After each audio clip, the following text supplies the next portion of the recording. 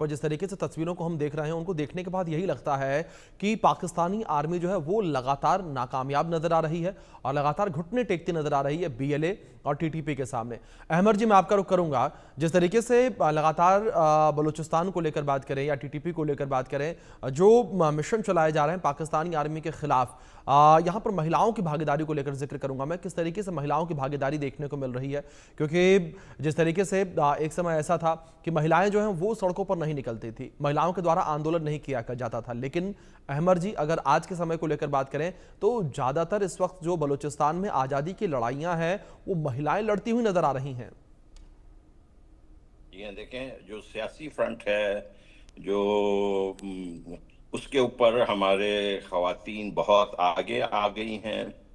जैसे कि आपको मालूम है, हमारे जो डी फैक्टो प्राइम मिनिस्टर हैं बलूचिस्तान की, डॉक्टर महरंग बलोच, उनके साथ गुलजादी बलोच, उनके साथ बीबो बलोच, ये इतने निडर, इतने बहादुर, ये जनरल आसिम मुनीर जो है, जिसका फौज हमेशा हारती रही है, ये कहाँ से इस किस्म के बहादुरी और जुर्रतमंद कौम के साथ इनका ये भगोड़ा फौज, अमेरिका के चंदे पे, चाइना के हथियार पे चलने वाला फौज हमारा मुकाबला कर ही नहीं सकती है। जी। देखें, इस किस्म के हमारी महिलाएं जिनकी बहादुरी हो, उनसे ये कैसे मुकाबला करेंगे? इनकी बस की बात नहीं है।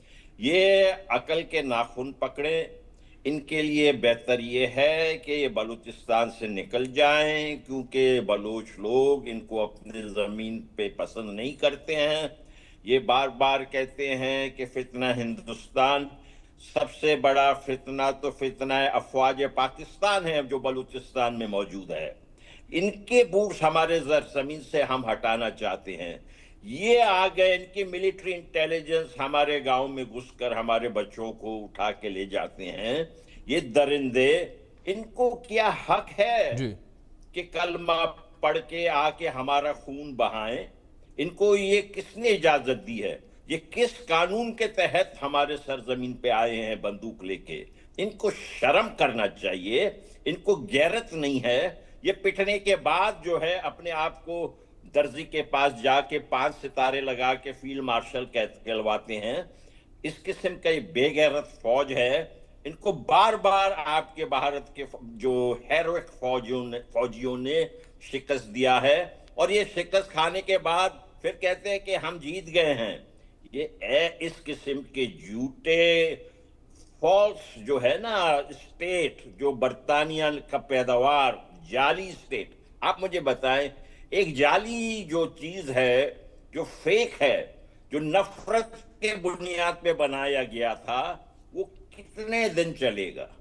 हम जी। एक रियासत के खिलाफ नहीं, हम एक जो नजरिया नफरत है जो पाकिस्तान का, हम उसके खिलाफ लड़ रहे हैं।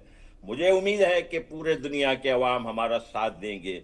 मुझे भारत के अवाम का मैं शुक्रिया अदा करता हूं।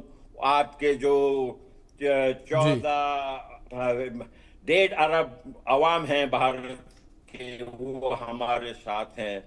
हम, हमारे मुकद्दर में फतह है और पाकिस्तान के मुकद्दर में शिकस्त फाश है बलूचिस्तान में। मैं ये आपसे यकीन से कहता हूं। जी। राजन जी, दूसरी ओर जिस तरीके से लगातार आज़ादी की लड़ाई यहाँ पर चल रही है, अगर पाकिस्तान को इस वक्त देखा जाए, जिस तरीके से पाकिस्तान एक मुहाने पर खड़ा हुआ नजर आता है राजन जी, एक तरफ सिंधुस्तान की मांग, दूसरी तरफ टीटीपी खैबर पख्तूनख्वा पर कब्जा करता नजर आ रहा है, तो जाहिर तौर पर अब बलूचिस्तान को लेकर बात करें तो बलूचिस्तान में भी आज़ादी की लड़ाई लंबे समय से जारी है, कई दशक की ये लड़ाई है। तो ऐसे में क्या आने वाले समय में राजन जी आप पाकिस्तान को खंड खंड होता हुआ देखते हैं? देखिए, अगर पाकिस्तान अभी नहीं जागेगा और अगर वो इस बलूच स्ट्रगल को रिजॉल्व नहीं करेगा एक पीसफुल तरीके से, देखिए जी। इसको एक मिलिट्री सोल्यूशन नहीं दिया जा सकता है। और अगर पाकिस्तान इसको एक मिलिट्री सोल्यूशन की तरफ अगर बढ़ेगा, और जिस तरीके से पाकिस्तान आर्मी का जो एक ईगो है जो उसमें अहम है, वो बहुत ही ज़्यादा है, वो एक्सेप्ट नहीं करना चाहता कि उसको एक ऐसी फोर्स चैलेंज कर सकती। और जिस तरीके से आज पाकिस्तान के सामने चैलेंजेस हैं, देखिए भारत के बॉर्डर पर भी शांति नहीं है अभी, और वहाँ पर भी एक थ्रेट है, और वहाँ पे भी पाकिस्तान को अपनी फोर्सेस लगानी है। तो जब हम भारत की टू फ्रंट की बात करते हैं तो पाकिस्तान भी एक टू फ्रंट सिचुएशन में है। और इसीलिए मैं मानता हूँ कि आने वाले वक्त में, अब आप अगर हम इसका एक आपको लूजली उदाहरण अगर करें तो 1971 में जब बांग्लादेश का लिबरेशन हुआ था तो इसी तरीके की चीज़ों से शुरू हुआ था, और वो पाकिस्तान ने उसको नज़रअंदाज किया और उसको एक मिलिट्री ताकत से कुचलने की कोशिश की, और जो जी वो आज बलूचिस्तान में भी कर रहा है, खैबर पख्तूनवा में भी कर रहा है, और आने वाले वक्त में आप देखेंगे कि पीओके में भी गिलगित बल्किस्तान का जो एरिया है, वो जो सारे जो एरियाज हैं ये सारे अंडर डेवलप्ड है। आप सिंध को और पंजाब को सारा अपना बजट नहीं दे सकते। जी आप सिंध और पंजाब को सारा पानी नहीं दे सकते। आप सिंध और पंजाब को सारी अपनी बिजली नहीं दे सकते, और सिंध और पंजाब को आप सारे कॉन्ट्रैक्ट्स नहीं दे सकते हैं। आपको एम्प्लॉयमेंट सबको बराबर आपको देनी पड़ेगी। गवर्नमेंट की जो आपकी सीनियर पोजीशंस है वहाँ पे आपको बलूच को लाना पड़ेगा, उनको एक रिप्रेजेंटेशन देनी पड़ेगी। और ये कोई इतना आसान काम नहीं होगा पाकिस्तान के लिए। और मैं क्यों बोलता हूँ, क्योंकि जी पाकिस्तान की जो गवर्नमेंट है वो फौज के कंट्रोल में काम करती है, जी और फौज जो है वो इस तरीके की चीज को होने नहीं देगी। क्योंकि अगर आप पाकिस्तान आर्मी का स्ट्रक्चर भी देखें, उनका ऑर्गेनाइजेशन स्ट्रक्चर भी देखें, तो 80% पाकिस्तान आर्मी के सीनियर ऑफिसर्स पंजाबीज हैं। जी वो एक पंजाब स्टेट से आते हैं, और एक पंजाब डोमिनेटेड फौज है पाकिस्तान की।